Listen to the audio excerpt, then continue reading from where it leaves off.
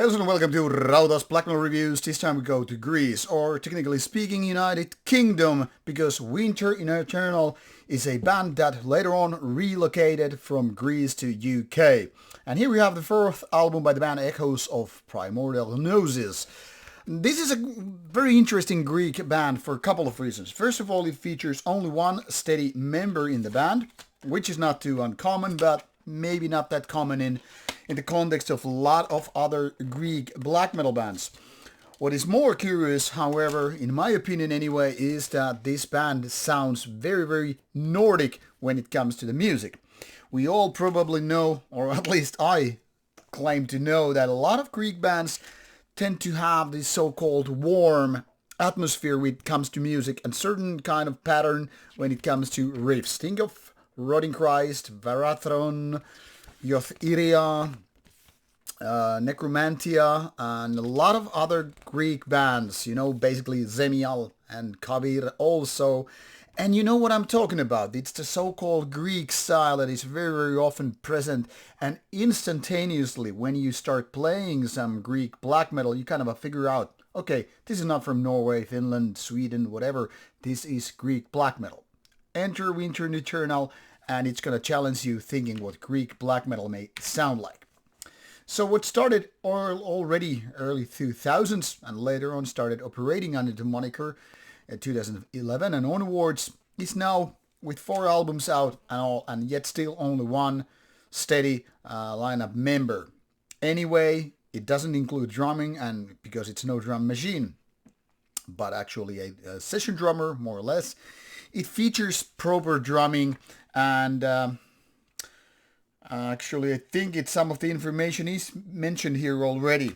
Anyway, the point is, when we look at the Echoes of Primordial Gnosis, there's nothing fundamentally different when it comes to just the whole feeling of it. It sounds like a proper melodic black metal of 2000s and onwards. But like I said, it doesn't really ring a bell of sounding Greek. So what are the ingredients then? Well, it goes beyond my knowledge why this band manages to sound so Swedish without living in Sweden.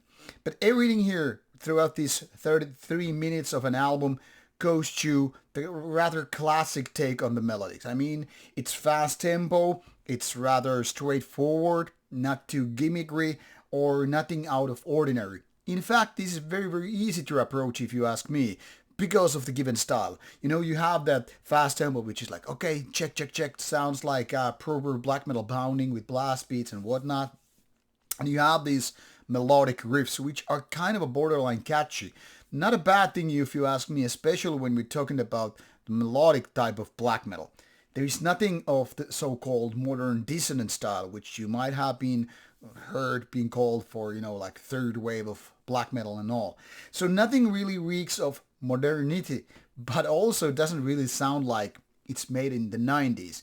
Maybe a little bit timeless, and most certainly more of 2000s without going outside of the box known as second wave of black metal. So if you're into melodic black metal, if you like fast tempo, if you like it the kind of a Nordic style, I think Winter Eternal, once again, is very, very easy and solid choice for a lot of you people out there. Now, however, there is a small twist, maybe a tiny little twist, but still nonetheless. If you are, however, looking for as catchy album as, say, Storm of the Lightsbane by Dissection, or the early albums of Mördergryning, or even, Dark Funeral to a degree, you are gonna be maybe a little bit disappointed. Why so? Because in fact, as much as it is easy and to a certain degree enjoyable to listen to Winter Eternal, it's not really ready to challenge those classic albums, that which kind of like laid out the fundamental pieces of melodic Swedish type of black metal. So while it surely sounds like Swedish black metal take by a Greek citizen, or ex-Greek citizen, maybe that's the truth, I don't know, this really doesn't have the songs and melodics that it's ready to challenge the best ones. However, it is still quite good of an album, so also if you are into more melodic, fast tempo black metal, there's no reason to skip this one. So, links provided in the description box. Give this one a listen. I can pretty much guarantee it's worth your time, but obviously it depends on your preferences and all, how much it's gonna tick the right boxes for you. But now off you go, give it a go, and I hope you like it.